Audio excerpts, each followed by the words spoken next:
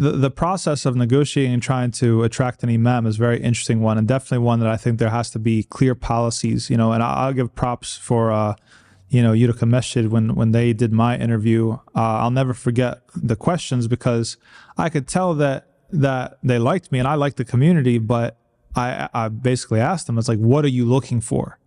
And it's just like, it's like a marriage. It's like a relationship. You need to know what you're looking for. If you're like the wishy-washy, I'm going to marry the first thing that walks up and says hi to me, that's not a way to run a relationship, right? Like, you have to know yourself. You have to know your strengths and your weaknesses. You have to know who's going to be the best fit, right? And the answer that I got at that time was, we want someone who is going to be able to navigate our diversity. We're a very diverse community. We want someone who's going to relate to our youth, and we want someone who's going to be able to relate and connect to the non-Muslim community. And I was very impressed with that answer. I said, well, I'm your guy then, because that's actually a really good fit. Now, the trick is staying focused on that mandate, because the problem is too many people put their hands in the pot, and then you get pulled in all these directions, like, oh, well, we also want, and we also want, and we also want, and sometimes that can get lost in the fray. And this is the difficulty when things are largely informal, right? If they're written down, and sometimes the candidate or the imam doesn't even know who has authority to speak, right? So somebody maybe on the side, in a side conversation, tells you, hey, we really need this, the community needs this.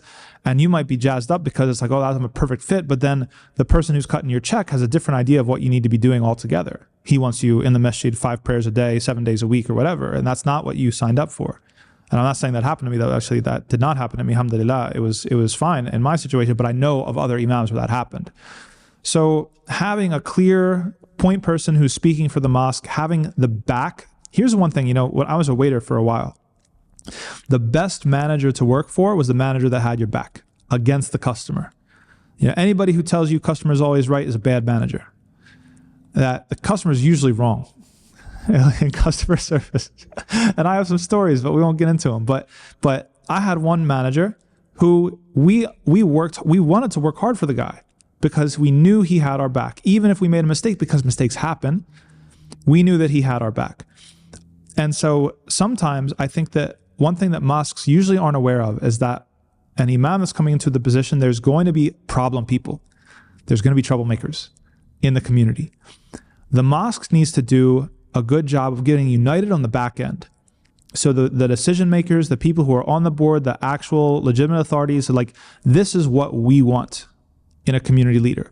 We know that there's going to be squeaky wheels, loud individuals, vocal minorities in the mosque that might want something different and might actually be upset at this person in general or some specific things that this person does. But we have our values articulated clearly, and we're gonna, if we get our guy, we're gonna support him and protect him against those voices in the community. Most mosques don't do that.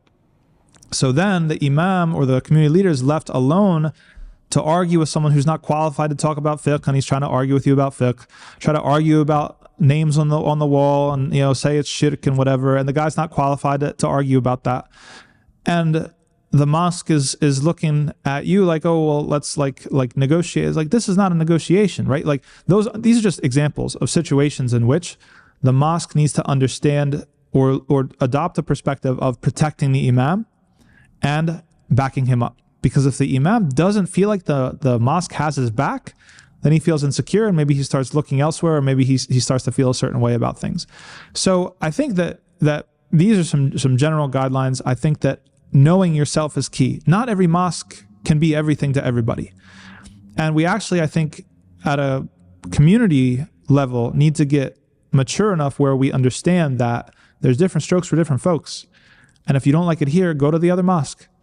And it doesn't have to be personal. It doesn't have to be like an ill-intentioned statement to say that. It's like, this is how we do things here. Over here, we can put you in touch with another mosque that does things differently that might suit your needs better. And that we should have the maturity in between ourselves as institutions to be able to refer people, like, hey, you might be happier, or you might want to check out what they've got going on over here. And so understanding where you fit in the ecosystem of offerings, religious offerings, Islamic offerings in the area is key. Not everyone is going to be the youth masjid with the happening youth group. Not everyone is going to be the masjid that can cater to all ethnicities. Some of them are going to be in an area that's like majority this one group or this one tribe from this one village, right? Would it be fair to expect them to be like the most multiculturally sensitive mosque? Probably not, right? That doesn't mean that they shouldn't coordinate with the ones that are. They should.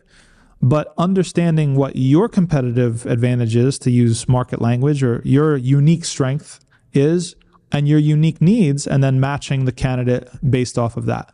And having objective criteria. Things should be written down. There should be things to refer to, not just the he said, she said thing, and then that just only leads to confusion later.